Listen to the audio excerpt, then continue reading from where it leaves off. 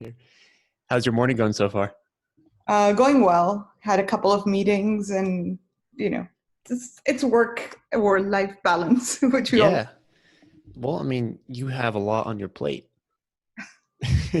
I see that, first of all, you are vice mayor of San Ramon, currently running for mayor for Yeah. the next election here coming up in November. Is that correct? Yes, that's correct. Great. And I had to write this down because you have a bucket list of, jobs on your resume. Not only are you a mother of two, correct? A mother of two grown-up kids, which is an interesting place to be. Hey, nonetheless, a mother of two, it's awesome. You serve on the board of Bishop Branch Intelligence Innovation Accelerator, as well as Asian Pacific Islander American Public Affairs. Correct. And you lead the Technology Center of Excellence for General Electric Digital here in San Ramon. Yeah. Anything else? I won't mention all the other little boards and things Jeez. I liaison with and the Yeah, subcommittees I serve on, but yeah, I'm sure uh, you impact the community in obviously a number of different major ways, but also a number of different minor ways that add up, and it just shows that you are fully committed to this community and the surrounding cities of it. yeah, and I think the one thing probably I don't get to do is watch 6 hours of Netflix. So the other day somebody was saying, and I'm like, wait, what am I giving up on my life? And I said, probably TV. But yeah, I think it makes me happy. It makes it's the all of me that I'm able to bring up. When my kids were younger, I was able to give back to the community in different ways by volunteering. By driving them out to their field trips and being a room mom and helping with the PTA. And all of those things have now transitioned into what I'm doing, more of adult things, if you will. uh, but really, in the end, all the people that do all those things, the moms that go and volunteer all day, the moms that drive the kids to the field trips, those that are serving on the PTA are doing a lot of things which I would say I'm doing in different organizations now. So in a way, we're all giving in ways that are in our if you will, circle of influence. And how do we continue to expand that influence? So I think it all brings is all a whole. It makes me kind of whole, to make sure I'm not only giving back to my community, but also doing a great job at what I'm doing at work. So I'm fortunate, I have the opportunity and the time to be able to do that. Yeah, well, I love that you don't diminish, a woman and fathers, but specifically mothers who are on the PTA who have to take the kids and want to take the kids Well, to and from soccer, basketball, football practice, you name it, and they're really pouring their energy and time into providing for their family and for their community. And I think that doesn't get highlighted enough. yeah. And for you to have a platform, but also to bring up the the sides of our community that should be highlighted more, that's a great thing. And I appreciate you, talking about the dads. Obviously, there are so many, my Hmm. colleagues and friends that I know are, rush home for the soccer practice. They're the coaches. They're helping, in a lot of ways, and it's become more and more. I don't want to be sexist, but I think we've owned that more now, where Hmm. dads feel as compelled to be part of their kids' lives, be able to share that responsibility than it used to be a few years back as well. But it's certainly, like you said, everybody's kind of pitching in Yeah, to help out as a society and a community. it's awesome. So, in your eyes, as a leader in this community, what gives you value and what is the reason behind your leadership? I would think my biggest drivers are my kids. I've Mm. always kind of, wanted to impress them and do things that would make them feel like, oh, their mom's cool, or their mom's helping out, or she's involved, and personally to learn, about their journeys and what they do as well. So certainly, I think my motivation for doing a lot of what I do is my children, and how I impress them, how I kind of show them the path, how do I open doors for them as well as I do this, and these things become a part and parcel of what they are learning and growing up. I also believe, you examine yourself as a leader, and some of the things you do and the questions you're asking and people ask, and some people are just more geared towards getting happiness from helping, from giving, and I seem to be in that personality type bucket, which is the givers, and all the different tests I've taken seem to evaluate that. So I think part of it is just, it does give me so much more happiness and satisfaction when I'm able to give back, versus taking. And so part of it is driven from that personality trait as well, I would say. And it's phenomenal, right? When you see you do something and it really impacts somebody's life in a positive way, or somebody says, well, if you can do it, then I can do it too, right? So Mhm. being that person, who can influence that and be part of that. So Have you always had that drive to help and to be of service to people?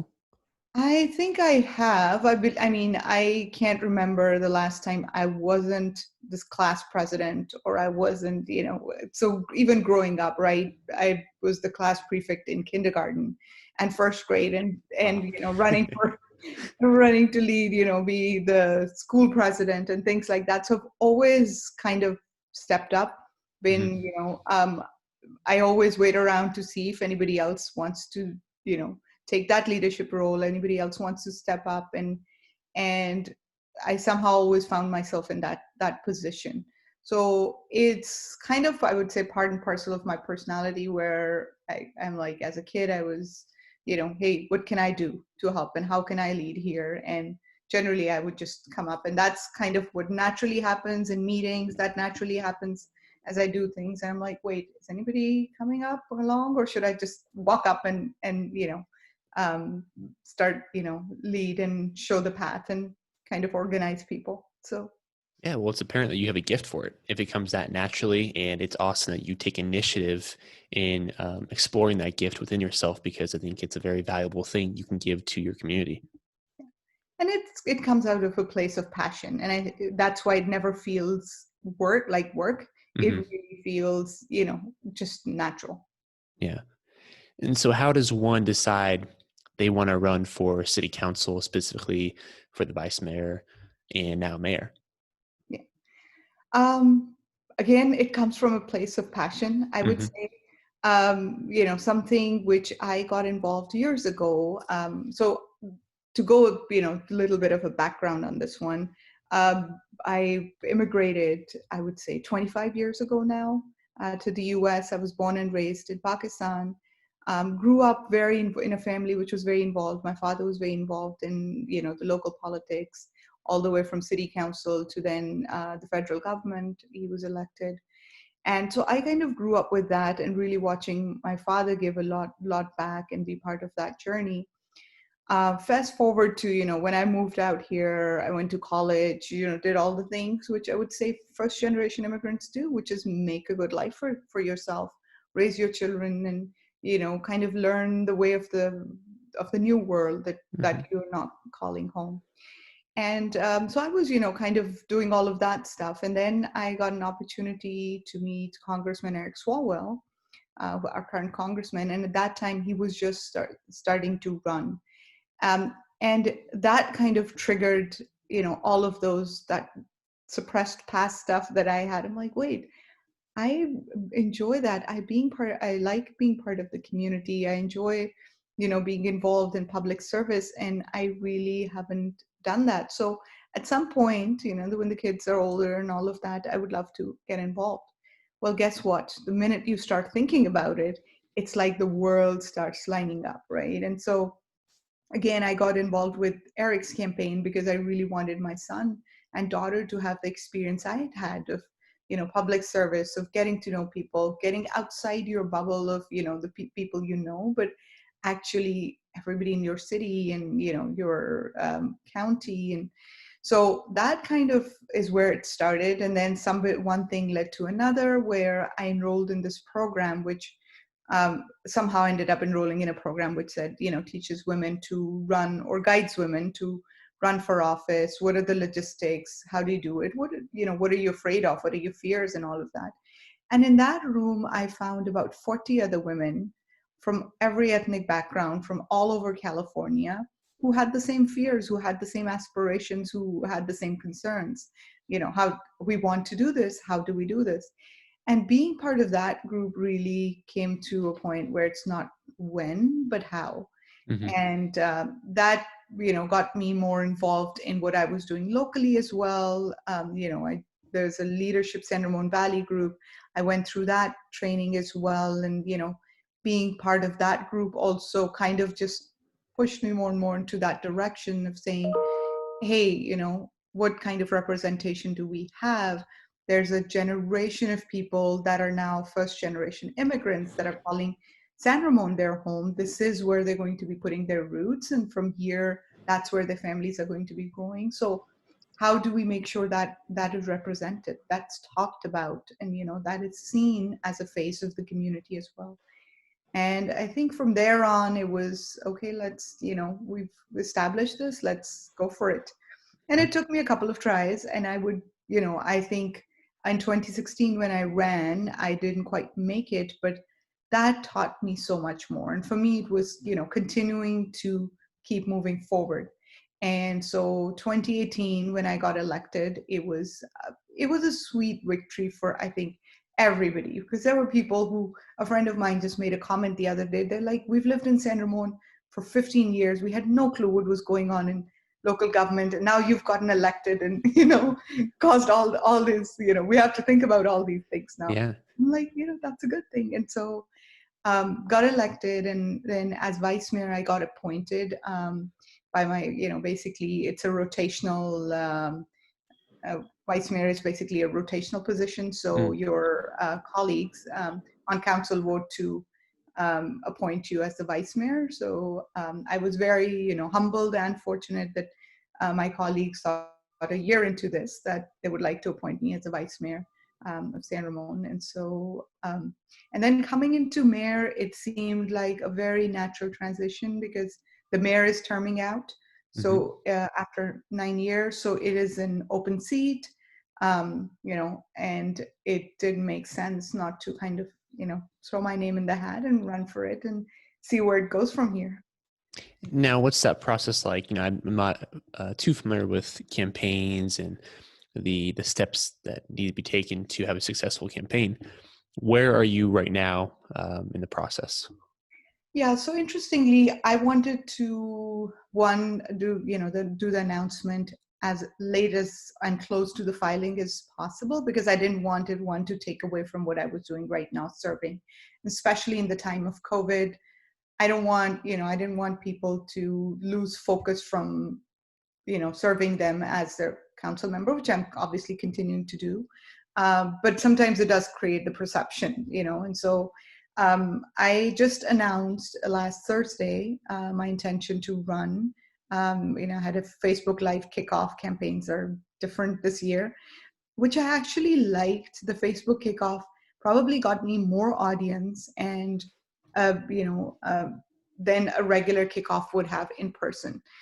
Because it was really, people were joining, people were hosting their, watch parties and things like that, and there was a continued interaction. So I felt that that online messaging went so much further than an in-person campaign kickoff would have. And people, because on a, when I did my last kickoff, it was, people had to make time. It was, how many people would be able to make it. There was a lot of hard work that goes into making sure people will show up, because I personally hosted events as well, and political events, people will come for dinners or parties very easily, but political events, it's like you have to personally call them 2 hours Yeah. before, say, oh, just making sure you're going to make it, because I have invited the congressman or whatever. So um, I think this was so much more natural, and then whoever could not join could log on and watch later as well. So I really actually enjoyed the Facebook Live. Do I have low lighting? I was gonna turn on my lights maybe. No, you're fine. I can see you perfect. Okay, perfect. And so it's the kickoff now, and then raising money is an important part of running for office, obviously, and I'm continuing to do that. That's probably what I'm most focused on right now, because without money, you can't really run campaigns, or Hmm. you have an infinite amount of time. And right now, reaching out to people, is a lot of it is going to be through social media, through advertisement. So I like to call campaigning almost like a startup, because I come from that world, which is like, you've got to raise money, you've got to have people believe in you, and you've got to have them vote for you. Hmm. And all of those are like running your own startup, where you've got to have your pitch, you've got to have, the funding, and you've got to have the product which people believe in, which is yourself, and really, rally behind you and want you to represent them. So that's kind of how I see it. This is my seed, I call it my seed round of funding, which really gets me up and going. You can either have a consultant who can help you guide through the messaging and things like that. I have had a consultant. She's been very helpful, during my past campaigns, and continues to kind of help me with the messaging and the communication and navigating endorsements and things as such. So endorsements are obviously a key part of running as well, to show that people believe in you, organizations believe in you, that that are influential in the community, electeds as well as non-electeds that are influential in the community, because they are kind of your extended network of who they will bring in as your voters, as your supporters. Second part of this is going to be, we will have July 13th, I believe, is between July 13th and August 2nd is when we open up for filing officially for the mayoral race in San Ramon. So you pull papers, you fill out all the paperwork, you take your oath, and you submit that. And that's when you know who is going to be on the ballot. So that's Hmm. when, that that officially happens. You go into some more, fundraising, online marketing, campaigning mode. September is generally, and I hope we open up, because that's my favorite part, when I get to door knock and meet people in person, and I love people, so that gives me so much more energy. And my campaigning obviously looked like I was working full time, so did not want to take away, because being a mayor is still a very much a part-time position in San Ramon.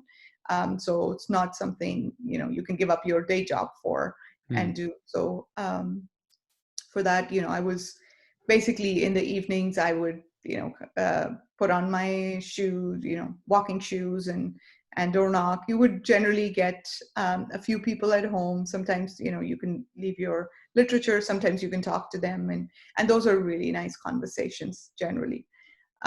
Again, when I say, when I talk about the pitch, it is really about having a very refined pitch, because people don't have a lot of time. And you learn that, canvassing. Most people just want you to say, hello, I'm running for, the mayor here. And so many times I've heard people say, I'm sorry, I don't know who's on the council. And I'm like, that is fine. That means we're doing a great job. And you're not as concerned. If we were not doing a great job, you would be finding out who's on council. So a lot of it is so seamless when cities are run well, when things are done well. When there are issues, that's, when people will show up and, will tell you that you're not doing the job they elected you for, or they've got issues and things. And then you'll get this one occasional neighbor who would love to talk to you for 20 minutes, and that's fine too. And then my weekends were a lot of, pretty much all day canvassing, organizing and getting other people to join you, and doing it with somebody is always amazing. I've had a lot of engagement from mostly high schoolers and teenagers, just because, most of them have grown up with my kids and know me, and so they all want to get involved. And somehow I've been more popular with the kids, because they really see this as an opportunity, their way of getting involved in the local politics, and then really taking it and running in their own schools as ASB president. And so I was proud to say that everybody who helped with my campaign in 2018, 4 of those kids were president, vice president, treasurer on the Doherty Valley Hmm. ASB. So, and I watched their campaigns after that, and it was interesting to see how, all of these kids were running, organizing, making T-shirts. So that's kind of, what entails a campaign at a local level. Wow, I had no clue there's that much, not thought, but the on the ground, um, I lost the word I was going to use. The on the ground effort that was involved, door knocking. It's similar to real estate. As realtors, we go door knocking and cold calling and all that. But door knocking is one of my favorites because, like you said, you get to interact with people face to face. And hopefully you can do that in September if the coronavirus doesn't prevent you from doing that, because I think that's a vital thing, not by just getting your name out there, but getting to know the community on a firsthand basis.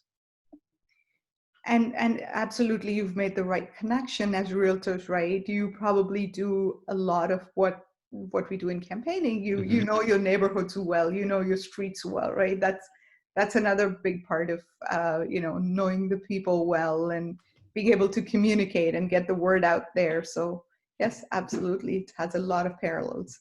Yeah.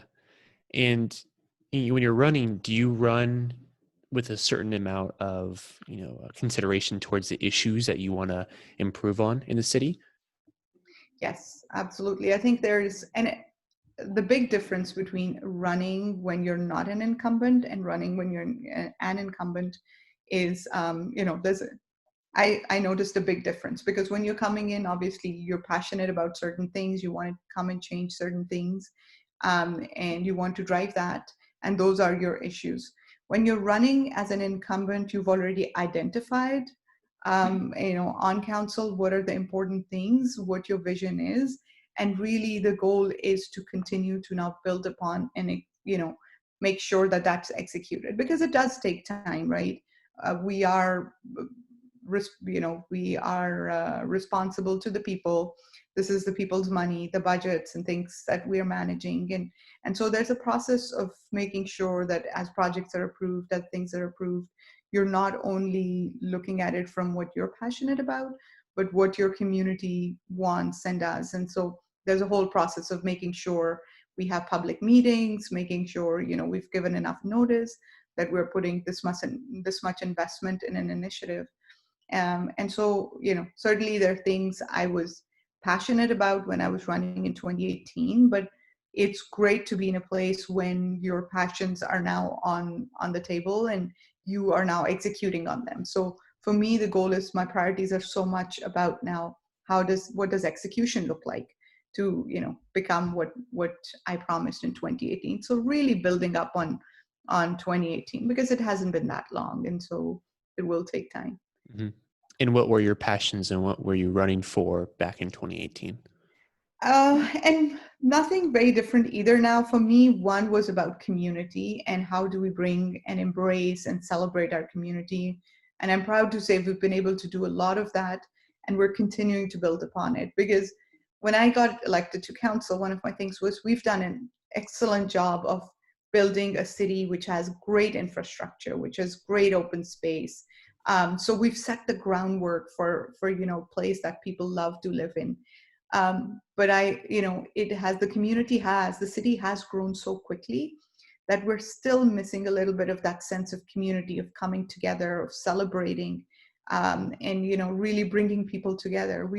It's certainly the east side and the west side, the old San Ramon and the new San Ramon, and so there is still that not a whole lot of understanding. A lot, people stay on one side of the hill or the other side of the hill, and how do we bring them together in a way that everybody celebrates. So community is the word that I continue to use, because for me it is all about building and embracing that community, whether we want to start having parades once a year, whether we want to find other ways to celebrate that brings people together and kind of connects them. So that's a big one for me. Technology and embracing that, and really improving our government by being more transparent, by being, have more of an outreach.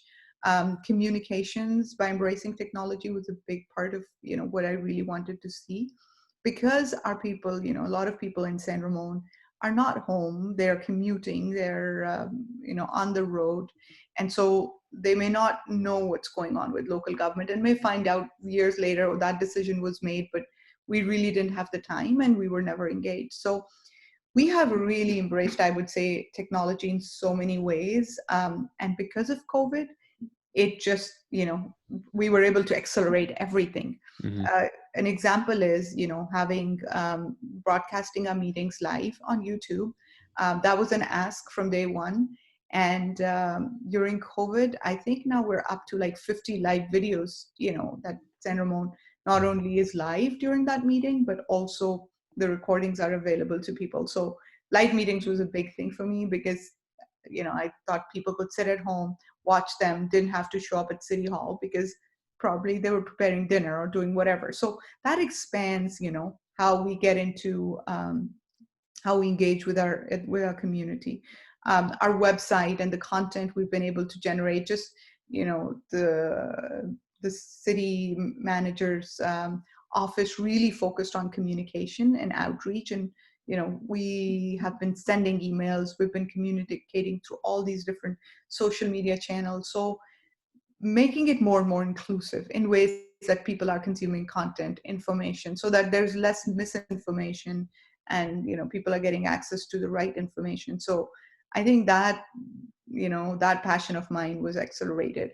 I would love to see us also embrace, we formed this innovation and technology committee, and then COVID happened. So we never, they were not able to meet, but they'll be meeting soon again, and really create an ecosystem of innovation within the city. Again, we have students that are very motivated to bring ideas and think of creative ways. We have people who are, honestly, we have such an amazing brain power in the city. And how do we tap into that brain power to become a better city, to become a better government, and really be the leaders and at the forefront of what's happening in Silicon Valley, and embrace that. So those are my passions. I'm very focused on regional partnerships and how we work with other cities, really to bring attention to the Tri-Valley as a region, bring jobs to the region so that people have a work-life balance. Um, I consider myself a poster child of what work-life balance looks like when you work locally, when you're not commuting. And so part of why I was able to do this is because I was no longer commuting to San Francisco for my job, or driving to Foster City. And all of those things had an impact on how engaged I was with the community. And so being local just it gave me back 3 hours in the evening where I was serving my community versus sitting in rush hour traffic. So how do we how do we work with organizations? And I think COVID helped us in so many ways in just driving that conversation where working remote and working from home might be becoming more of a norm. And that would hugely benefit us in San Ramon. And if we can create the right space where people can, watch their kids play in the park while they can take their laptops and be connected and work from there, create that right infrastructure for people to be able to work from anywhere, really, we can really, we can own this as far as the work-life balance and working from home culture, at least in technology, gets more and more common. That's also going to help our local businesses, right? When you stay local, you eat local, you'll go to the local stores, you'll order from your local shops, you'll sit in your local cafes. So I think we have so many advantages if we are able to drive that conversation and say, work local, live local kind of messaging, and be part of a regional conversation on that. And how have you seen the local businesses been affected by COVID? How have they coped with it? How are they progressing and hopefully getting out of that position of being stuck inside this whole fiasco that COVID's been? Yeah. So no doubt it has had a big financial impact on our local businesses, restaurants in a big way. Even though some businesses have stayed open and, they've been offering deliveries and things, people are also staying home and cooking more and doing all of those things more. One of the ways, I had small businesses reach out to me, and obviously they were suffering and going through this. So one of the things that we did as a city is hire a consulting firm, which is helping businesses navigate through the different loan options that are available to them when the CARES Act came, now the HEROES Act, because those are hard to navigate. And small businesses were like, we have no idea, right, how to do this. There are small laundry shops Mm-hmm. that had, that were small businesses, had 2-3 people, were bootstrapped in a lot of ways. There were ice cream shops. There were small mom and pop restaurants, right, that had opened out of passion. So they certainly suffered. We tried to, as a city, we tried to help as much as we could by having this consulting firm. We designated June as small business and restaurant month, actually, not small business, restaurant month. So to encourage people to go out and eat at restaurants or order in. We've put out, a list of all the possible restaurants that are open in the city that have either curbside pickup or outside dining and things like that. So as a city, we're supporting that. It is a very strange situation to be in. There are people who really can't wait to go out and eat, but there are also people who are very afraid of the pandemic and don't want to go out to eat. So how do you balance that? How do you help these businesses? And it's going to be a new way of shopping and working for a while. It's so much about the experience, right? Shopping and dining is all about the experience. And when you have to wear a mask and when you have to wait in line, it does take that extra effort from people to go out and do this.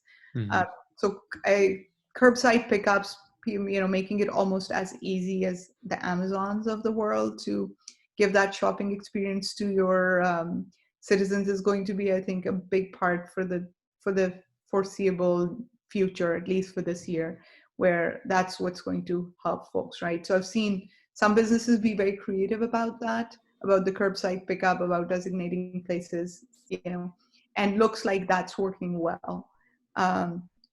But we'll have to see, as we start opening up. Gyms obviously have been impacted. We don't know, people have gotten, there's some businesses that have just thrived. Like Yeah. I was over to get a bicycle. I've been biking, but I never bought one because there was always a shared bike available. And now it's like, okay, if you need to bike, you need to own one. And what they told me is it's backed up till October now. Wow. Everything. So they said, bikes have been flying off. Some restaurants have done really well that have been able to deliver wherever and really push out some of this marketing. And, like grocery stores and things like that have still continued to run. And, they've embraced the new way of doing things, and people are getting used to that too. So, depending on some businesses, which some are just thriving, some have done really well through the pandemic, and restaurants have really suffered, but we're all going to kind of have to do our part. I've become very selfish wherever, anytime somebody wants to go out to eat, I will only eat in San Ramon right now, because, I'm a little biased right now. I want to make sure our local businesses are supported, For good reason, you're yeah, biased. yeah. And there are, places people are like, oh, I never knew this little restaurant existed. I'm like, yeah, Yeah. sometimes we don't search them out, and then they're out there, outdoor dining and things like that. So yeah, you're almost an ambassador as well of Mm-hmm. these businesses. Yeah, no, for sure. And you mentioned June being the month for small restaurants and small businesses, but it's also now Pride Month, correct? In San Ramon, we just raised a flag Friday. Was it Thursday or Friday It's last week? one of those days, yes. Yeah. And explain a little more about that process. I know you were involved with that. Yeah. And so that's been an interesting journey for us. We did our first proclamation actually last year.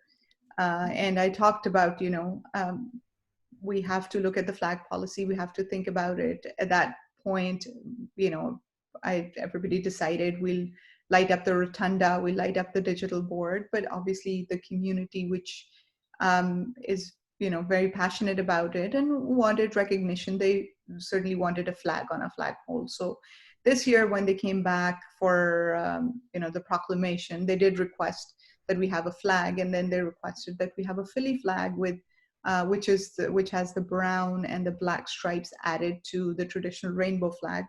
And for good reason, as we are going through the Black Lives Movement, as we're embracing the diversity of our culture more and more, it makes sense to be as inclusive as possible. And so we, basically it went to our policy committee. Because of COVID, some of those meetings were delayed, where the policy committee didn't end up meeting till May. And, for the flag, they wanted to bring it in front of the entire council. When it came in front of the entire council, it was still not agendized. And so some of the council members were not happy that, why do we have to wait it out? Our first meeting was the second Tuesday of June. And if it wouldn't come to us till the fourth Tuesday in June, then it would be like 3-4 days left in the month. So pretty much the entire council asked for a special meeting to be held to discuss the flag policy and get this. And we heard a lot from the community. I think part of it was the community really organized, came and spoke about how they felt, what their personal experiences were. And so to really, make these stories and experiences real and humanize them really affects the council in a big way, right? Knowing that you have so many people in your community whose wishes are to recognize the Pride Month by flying a flag. So community organization played a big part in how the council heard the comments and the messages. And we went to a special meeting. Again, we had lots of people send in their input, but we did want to deliberate, talk about it. And I was very, very proud of my council, how we all agreed and embraced that this is what the community wants, this is where we are. And, this is how we show our, as city government, this is how we show our solidarity with the LGBTQ community, plus the marginalized community. So, it was heartwarming to see that. Again, we may have people that agree or do not agree, but this is not about that. This is about making sure that everybody is inclusive, is included in the community, recognize that they live in our communities. And, I don't see this as a political statement or as an issue statement anymore. This is about diversity and inclusion and making sure that if we want to feel included, we make sure everybody feels included. Yeah, I think it's so great for San Ramon taking a stand and really emphasizing that. And as you said, listening to the community, really hearing the voices of personal experiences and adjusting to that. Because that's, again, firsthand experiences that you're listening to in your community. You have to align your views with their passions. That way everyone is heard and there's a sense of equality and freedom for all. Yep. And I know you were at the George Floyd protest a few weeks back, and I was there as well with my girlfriend, and, listening to you talk, it's apparent your passion, again, for the community and for equality. What did that day show to you as far as the community coming together? Oh my God, that was such a heartwarming, emotional experience for me. One, just this, I kind of joined as the crowd was coming down Bollinger, and I left my house and I timed it where I would, start joining the crowd there. And really seeing these young people that have grown up in San Ramon, right? A lot of folks that were there, the organizers, were kids that have grown up here in San Ramon, were either home from college or, graduating high school or were in high school, and they brought a lot of their parents along. I honestly saw people, parents following kids because they wanted to learn, they wanted to be a part of it, and they wanted to understand, right? There were a lot of things which slogans and things like that, which people were like, I don't know if I agree with that, saying that. I'm like, let's try and understand why they're saying and what it means. And so this was a really good opportunity for us, not only to learn more and understand why our kids were so passionate about it, but really let them lead as well. And so for me, it almost felt like the community coming together as one, and we had about 1,500 or so official count, and really, letting our young people, who will be our future leaders, lead this and express themselves And the organizers really let their peers talk about. You were there, you heard the peers talk about what their experiences were, even here in San Ramon. So it was so much about San Ramon as well, and how kids have experienced growing up and what their challenges have been as part of the larger movement. And that's really how I saw this. And listening to them, it's like, okay, how do we again go back and become a very inclusive community and a society? And just, I would say, it made me so proud to be in San Ramon. It made me so proud the way we handled the whole thing, how the city managed it, where it was like, this is the house of the people. They are standing in front of our city hall. There is, they're such good kids. I mean, it was funny because they were actually, they were San Ramon kids, so they were making sure everybody had a mask, and the organizers were actually distributing those masks. And Yep. the Uh-huh. message was, if you don't have a mask, get it from us. If we have some left over, we will donate them to an organization in Oakland. There were people handing out water bottles because it was 90-degree weather that day. Mm-hmm. There were people handing out, bars and Snacks things and like food. that, Yeah. food and stuff like that. So it was, it really showed when a community or gets together and organizes, they want to be heard. They will do it in a peaceful way. They want to be heard. You're in San Ramon. Everybody cares about the city. Everybody cares about this community. And that caring really came through. And Yeah. and I think I was just I had goosebumps. I was so emotional about the whole experience. Mm-hmm. And I think it's great that you're taking initiative to listen, even as a person of color. You have this initiative to listen to the community and make sure that they're being heard and that you understand their issues. That way you can best represent them. At least that's what it looks like to me. Yeah, absolutely. And we're, when we talk about diversity, I was telling somebody that I can claim I'm the first ever Asian elected in San Ramon, but Asia is 49 countries and 4.4 billion population. So that's a big population to be represented by a single person. So obviously, I see myself as holding the door open and saying, all right, this is an opportunity to get involved. We have 130 different languages spoken at Doherty Valley alone, the high school, and 130? yeah, I was very surprised. Oh my gosh. I'm like, are you sure it's dialects or languages? And they're like, no, we have 130 languages registered at Doherty Valley. As kids are speaking either at home or coming from that background.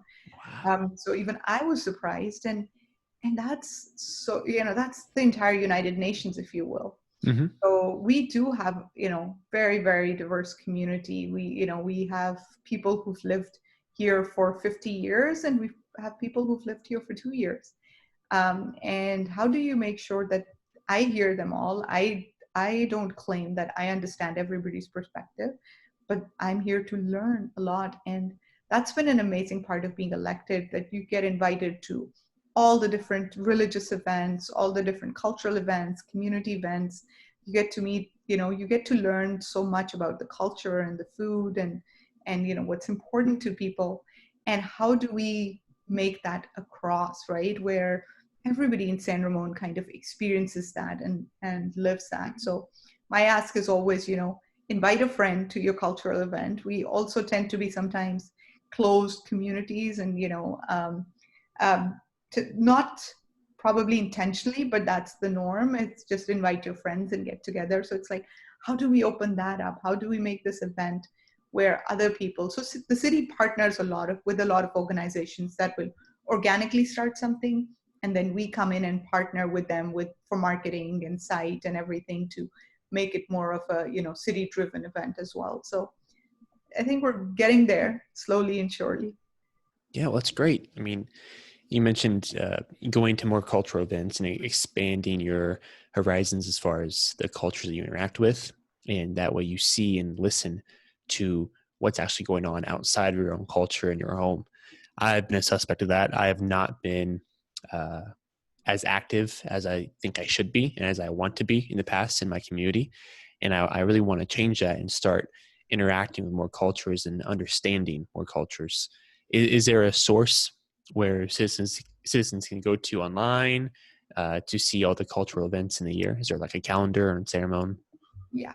So everything that the city supports is on the calendar through the parks and community website, as well as on a main website. They're in an events calendar along with, there's a meetings tab and there's an events tab. So you can certainly look at, what's going on. We generally plan these out. The Parks and Community Services plans this out sometimes a year ahead, or for sure that entire 6 months ahead of when these are happening and all of that. So we can certainly see that.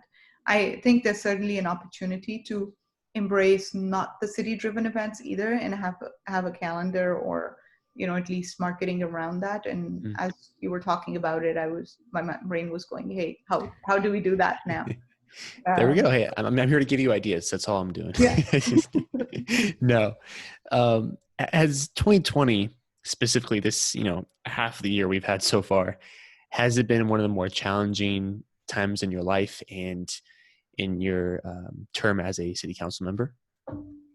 I would certainly say, that connection of meeting people one on one. We are still able to have our online meetings, but before the meeting and connecting personally with people and talking about things which are not part of a meeting agenda, or all of that, finding out how people are doing, what's going on.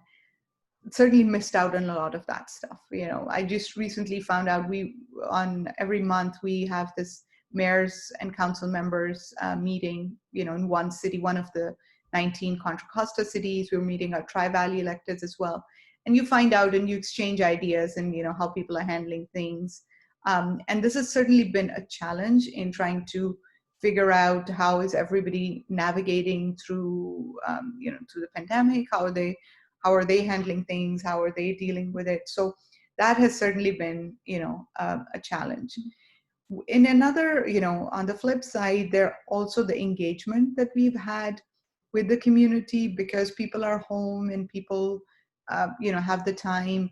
A lot of people have reached out to volunteer, and we have more and more asks to volunteer to help out in the community. We've had more engagement, like I said, on our council meetings, just because people find it easier to log on and be able to give comments and talk about things which maybe they normally wouldn't have an opportunity to. I would, certainly say the the subtleties of those in-person interactions have been extremely challenging.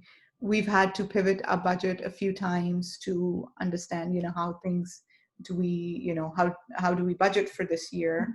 How what are things going to look like? And we've been fortunate in San Ramon that we haven't had a big hit to our budget. We've been able to pass it without cutting any services. But that's also because a lot of events and things which were happening as part of part of parks and recreation, and those are just not happening. So that the money towards that is, people will see that, oh, there's less being spent on parks and recreation, but that's because we can't have events. And we just opened up our pools, but we won't do things that we were doing in the past. So rethinking how to engage people has been an interesting challenge. And learning, day-to-day things have changed, right? You have a curfew one day, you don't have a curfew the other day. Those things were like, okay, what do I feel comfortable with this at this point as well? Where do I want to get behind and support? Mm-hmm. So, yeah. And how do you shift your attention to all these different matters? Because it seems like you said, one week we'll have one major issue going on, and then next we'll have two more. How do you structure your time as vice mayor so you can attend all these important virtual events or just give your attention to them? Yeah. And so a lot of it is reading, learning, research on my part on doing this. And generally that's, kind of, I would spend my evenings and weekends on doing most of that stuff. My day gets quite busy. Mm-hmm. Actually, just a heads up, I have a meeting in 15 minutes. So. Yes, I will let you go plenty of time. I know Yeah. you're a very busy woman. No, but yeah, mostly, and the thing is, my job allows me as well to, if I need to take, like, for example, an hour in the morning, put it on the calendar that I have to attend to something else. I'm fortunate that I can, I'm in a position where I can do that if I need to. Although, I try to kind of do draw a line between, this is kind of carved out for my day job, my work. It needs my full attention, and my evenings and my weekends, which I'm dedicating to most of my council stuff, is how I kind of split it up. And there's a lot of reading involved in being on council, especially for city council agendas, which can go upwards of 500, 600 pages normally, sometimes 2000 as well. So How often are you doing that? reading, well, it's every 2 weeks that we have our meetings. But a lot of that is also, in the background, you've had sub meetings or, things that lead up to it. So, for example, I sit on the infrastructure committee. So we have our infrastructure committee meeting, and we've talked about a lot of those issues and things ahead of time. So I'm fully aware and, up to date. Staff does. Again, our staff is really what's executing on everything, right? We're the board. We're giving the vision. We're giving the direction. But I have to give a shout out to the amazing staff that San Ramon has. The city manager does such a phenomenal job of making sure that the council is aware, the council is connected. The staff does an amazing job of putting together the budget, having enough meetings with us to make sure they've got input from us. So, again, we're kind of a board of director that is giving direction, that is voting on policies and things. But we have a phenomenal staff which is executing everything in the background. So kudos to them for doing such a great job of, I tell Joe, of making us look really good because of the way you're managing the city. That's great. Well, it seems like you have a really cohesive team there, and everything's done better with a team rather than just one person. Exactly. Right. Sabina, I can't thank you enough for coming on. I really appreciate you and your time. I know you're extremely busy, so I won't let you go. But if you ever want to come on again, please, you have my email me, text me my number. It was very awesome to have you on, and I really appreciate it. I appreciate it as well. Obviously always feel honored when somebody takes the time to spend with me and interview me. And so thank you again. It was great meeting you. And I will certainly stay in touch. Awesome. Well, hey, good luck November. If we don't speak before then, I'm sure we will, but you have my vote. Thank you so much. All right, Sabina, have a great day. You too. Thank you. Bye.